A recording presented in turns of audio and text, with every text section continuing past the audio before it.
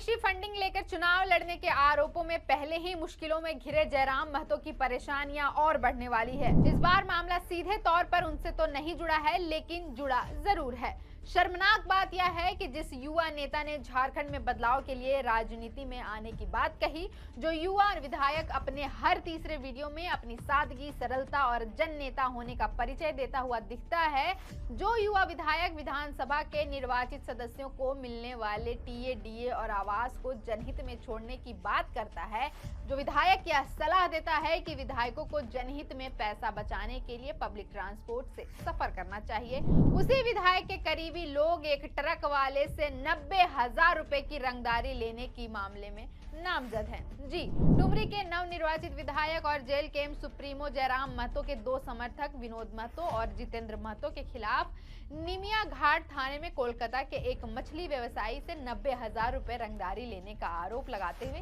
Case दर्ज किया गया है। केवल इतना ही नहीं, पीड़ित का कहना है कि जयराम महतो के समर्थकों ने उनके स्टाफ को जान से मारने की धमकी दी। शिकायतकर्ता का नाम राजकुमार मंडल है। उन्होंने यह भी आरोप लगाया है कि पिछले करीब 10 दिन से जयराम महतो के लोग राष्ट्रीय राजमार्ग संख्या 19 में उनका ट्रक रोकते हैं, धमकाते हैं और रंगदारी मांगते हैं। पहले जान लेते हैं कि पूरा मामला क्या है, फिर आगे बढ़ेंगे।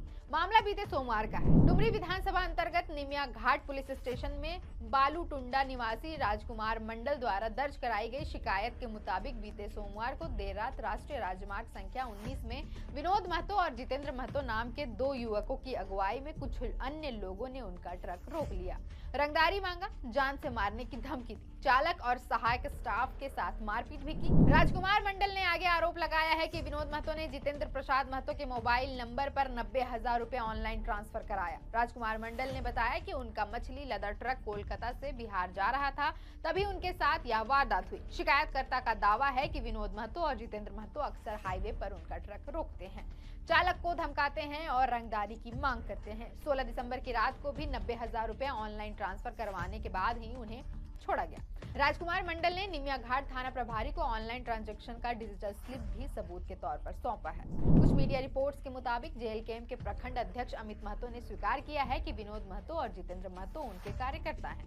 इसी बीच हालिया संपन्न 4 दिवसीय विधानसभा सत्र के दौरान जयराम महतो की तस्वीरें भी इस बात की तस्दीक करती है कि जितेंद्र महतो और विनोद महतो जेल कैंप के कार्यकर्ता हैं। बल्कि ये भी स्पष्ट होता है कि दोनों ही जयराम महतो के बेहद करीबी हैं। 4 दिवसीय विधानसभा सत्र के प्रत्येक दिन दोनों ही आरोपी डुमरी विधायक के साथ दिखे हैं। हालांकि प्रखंड अध्यक्ष ने सफाई में इतना कहा कि इस हाईवे से होकर प्रतिबंधित मांगुर मछली की तस्करी की जाती है। यह गोरख धंधा व्यापक पैमाने पर फैल रहा है और मेरे कार्यकर्ताओं ने बस चेतावनी दी है। 90,000 रुपए के ऑनलाइन ट्रांजैक्शन के सवाल पर उनका कहना है कि मैं नहीं जानता कि जितेंद्र का फोन नंबर कोलकाता के व्यक्ति के पास कैसे पहुंच गया और कैसे पैसे ट्रांसफर हुए। यकीनन इस तर्क में दम नहीं है। पैसे तो ट्रांसफर हुए हैं, जितेंद्र महतो के नंबर पर ही पैसे ट्रांसफर किए गए हैं। अमित महतो का दूसरा तर्क है कि हाईवे में प्रतिबंधित मांगुर मछली की तस्करी पर कोई बात नहीं करता।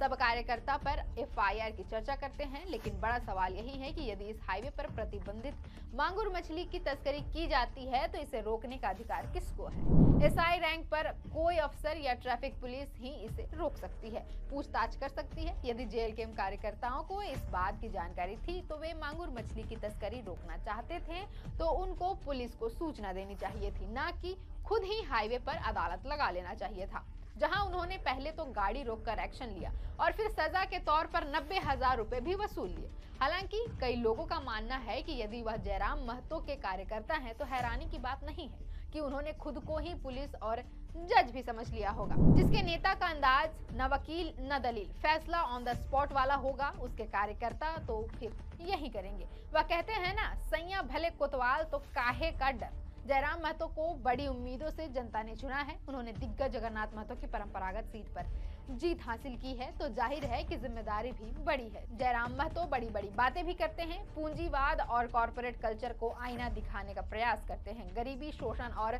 बेरोजगारी पर प्रहार का दावा करते हैं। जब प्रशासनिक अधिकारियों और कंपनियों के डायरेक्टरों के खिलाफ अग्रेसिव और अब्यूसिव भाषा पर सवाल उठता है तो कहते हैं कि मैं गलत को गलत कहने का मादा रखता हूँ। तो अब सवाल है कि अपने इन दो समर्थकों पर क्या कहेंगे जो खुलेआम उनके नाम का धौंस दिखाकर रंगदारी वसूल रहे हैं। हो सकता है कि उनके समर्थक कहेंगे कि केवल जयराम के समर्थक ही ऐसा करते हैं क्या, भाजपा, कांग्रेस और झामुमो वाले नहीं करते? तो कहा जाएगा कि आपने बदलाव की राजनीति का दावा किया था। आप स्वयंभू सीएम फेस हैं। आपने ही कहा था कि देखो मेरा कमीज सबसे उजला है, तो जाहिर है कि दाग भी उसमें ज्यादा दिखेंगे। हाँ, ये भी हो सकता है कि जयराम महतो को अपने कार्यकर्ताओं की कारस्तानी की जानकारी ना हो सकता है कि वह इस घटनाक्रम से अनभिज्ञ हो सकता है कि रंगदारी के इस खेल में जयराम महतो का दूर दूर तक वास्ता ना हो, लेकिन ख्याल भी उन्हीं को रखना होगा, क्योंकि सियासत में भरोसा बनते और टूटते वक्त नहीं लगता। बड़ी उम्मीदें हैं डुमरी को जयराम से, तभी तो यह जनादेश दिया है। अब जनादेश का खामियाजा रंगदारी से चुकाना पड़ेगा, तो जनता फिर हिसाब करेगी। फिलहाल के लिए इतना ही। मेरा नाम है अवंतिका और आप देख रहे हैं द फोर्स।